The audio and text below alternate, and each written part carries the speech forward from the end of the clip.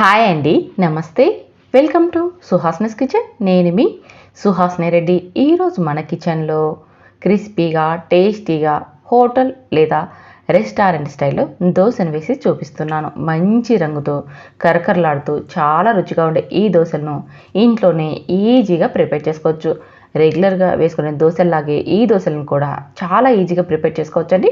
నేను చెప్పే టిప్స్ని లేదా నేను చెప్పే కొలతల్ని ఫాలో అయ్యారంటే మీకు కూడా దోశలు అనేది ఇంతే క్రిస్పీగా మంచి రంగుతో వస్తాయి.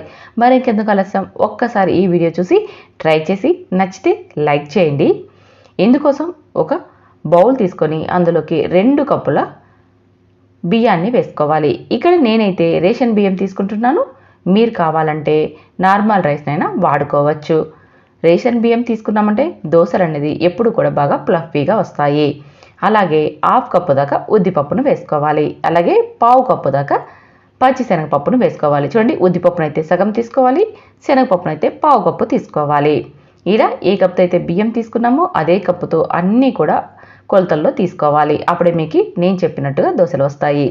అలాగే 1 స్పూన్ మెంతుల్ని వేసేసుకొని ఇందులోకి వాటర్ని యాడ్ చేసి ఒక 3 లేదా 4 సార్లు శుభ్రంగా కడిగి తర్వాత ఇందులోకి మంచి వాటర్ని యాడ్ చేసి మూత పెట్టి వీటిని 6 గంటల పాటు నానబెట్టుకోవాలి. అంటే మార్నింగ్ టైంలో మనం నానబెట్టుకున్నాం అనుకోండి, ఈవినింగ్ టైంలో గ్రైండ్ చేసుకోవచ్చు అన్నమాట. మనం గ్రైండ్ చేసుకునే కంటే ఒక 30 నిమిషాల ముందు ఒక బౌల్ తీసుకొని అందులోకి ఒక 1/4 కప్పు అటుకుల్ని తీసుకొని వీటిని కూడా శుభ్రంగా కడిగి తర్వాత ఇందులోకి వాటర్ని యాడ్ చేసి నానబెట్టుకోవాలి. మనం ఏ కప్పుతో అయితే బియ్యం తీసుకున్నామో అదే కప్పుతో 1/4 కప్పు అటుకుల్ని తీసుకోవాలి. చూడండి, ప్రతిదీ కూడా నేను చెప్పిన కొలతలోనే తీసుకున్నారంటే దోశలు మంచి రంగుతో కరకరలాడుతూ వస్తాయి. ఇలా వాటర్ని యాడ్ చేసి మూత పెట్టి వీటిని కూడా పక్కన పెట్టి నాననివ్వాలి. చూడండి, మొత్తం 6 గంటల తర్వాత చూపిస్తున్నాను. చూసారా, 6 గంటలకి మనకి బియ్యం పప్పులు ఎంత బాగా నానిపోయాయో. ఇలా 6 గంటల పాటు పూర్తిగా నానబెట్టుకోవాలండి. అప్పుడే మనకి దోశలు చాలా మంచి రంగుతో వస్తాయి. ఇప్పుడు ఈ బియ్యంలోని వాటర్ని వంపేసి తీసుకుందాం. అలాగే మనం అటుకుల్ని కూడా ఒక 30 నిమిషాల ముందు నానబెట్టుకున్నాం కదా. చూడండి, అటుకులు ఎంత సాఫ్ట్గా నానిపోయాయో. అంతేకాకుండా ఇందులోని వాటర్ మొత్తం అబ్జర్వ్ చేసుకున్నాయి. చూసారుగా, ఇలా సాఫ్ట్గా నానిపోతాయి. 30 నిమిషాలు చాలండి మనకి ఈ అటుకులు నానడానికి. ఇప్పుడు ఒక మిక్సీ గిన్నె తీసుకొని అందులోకి మనం నానబెట్టి పెట్టుకున్న ఈ బియ్యం పప్పు దినుసులన్నింటినీ కూడా మిక్సీ గిన్నెకి సగం దాకా వేసుకోవాలి. అలాగే అటుకుల్ని కూడా ఇందులోకి కొద్దిగా వేసుకుంటూ ఇలాగే మొత్తం బియ్యం అన్నిటినీ కూడా మెత్తగా గ్రైండ్ చేసుకోవాలి. కొద్దిగా వాటర్ని యాడ్ చేసుకుంటూ పిండిని మెత్తగా గ్రైండ్ చేసి ఒక బౌల్లోకి వేసేసుకోవాలి. ఇలాగే మొత్తం బియ్యం అన్ని కూడా గ్రైండ్ చేసి ఒక బౌల్లోకి తీసుకున్నాక ఒక గరిటె తీసుకొని ఈ పిండిని మొత్తం బాగా కలిసేలాగా కలుపుకోవాలి. ఒకే డైరెక్షన్లో కలుపుకోవాలండి. ఇలా మొత్తం కలిపేసేసి మూత పెట్టి రాత్రి మొత్తం ఈ పిండిని పులియబెట్టుకోవాలి. అంటే దాదాపు 8 గంటల పాటు ఈ పిండిని పక్కన పెట్టుకున్నామంటే పిండి అనేది మనకి చూడండి ఈ విధంగా బాగా పొంగుతూ వస్తుంది. అప్పుడే దోశలు అనేది మంచి రంగుతో చాలా రుచిగా వచ్చేస్తాయి. ఇప్పుడు ఇందులోకి రుచికి సరిపడా ఉప్పును అలాగే ఒక 1/2 టీ స్పూన్ దాకా చక్కెరని వేసుకోవాలి. చక్కెరని వేసుకోవడం వల్ల మనకి దోశలు అనేది తీయగా ఉంటాయేమో అని అనుకుంటారేమో. అస్సలు అవసరం లేదండి. ఎందుకంటే మనం వేస్తున్న చక్కెర ఒక 1/2 టీ స్పూన్ మాత్రమే కాబట్టి దోశలు అనేది తీయగా మాత్రం అస్సలు రావు. కానీ మంచి రంగుతో చూడడానికి చాలా బాగా వచ్చేస్తాయి. చక్కెరని అస్సలు స్కిప్ చేయకుండా ఖచ్చితంగా వేసుకొని ఒక్కసారి ట్రై చేయండి.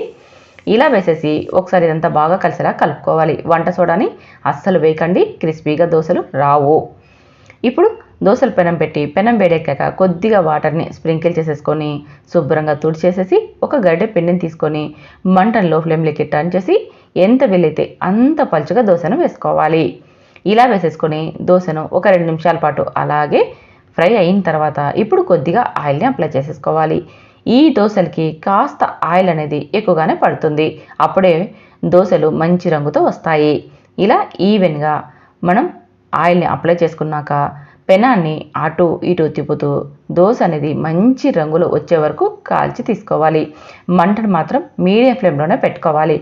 అప్పుడే దోశ అనేది అన్ని వైపులా సమానంగా మంచి రంగుతో క్రిస్పీగా మనకి ఫ్రై అవుతుంది. మంటని హై ఫ్లేమ్లో పెట్టుకున్నామనుకోండి, మనకి దోశ అనేది ఒక దగ్గర మంచి కలర్లో వచ్చేసి మరొక దగ్గర వైట్గా ఇలా వచ్చేస్తుంది అనమాట. అందుకని మీడియం ఫ్లేమ్లో పెట్టి పెనాన్ని అటు ఇటు తిప్పుతూ బాగా ఫ్రై అవ్వనివ్వాలి. ఎప్పుడైతే దోశ అనేది రంగు మారి బాగా క్రిస్పీగా అయిపోయిందో అప్పుడు మనం దోశను తీసేసుకోవడమే. చూసారా ఎంత సింపుల్గా దోశను ప్రిపేర్ చేసుకోవచ్చో.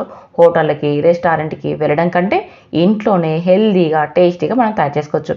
బయట తినే ఫుడ్ అంత ఆరోగ్యానికి మంచిది కాదండి. ఇంట్లోనే ఇలా హెల్దీగా ఒక్కసారి ట్రై చేయండి.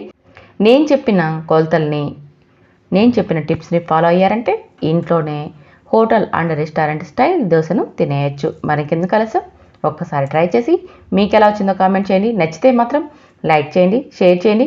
ఇలాంటి వెరైటీ వంటకాల కోసం సుహాస్నస్ కిచెన్ని సబ్స్క్రైబ్ చేసుకోండి. Thank you for watching.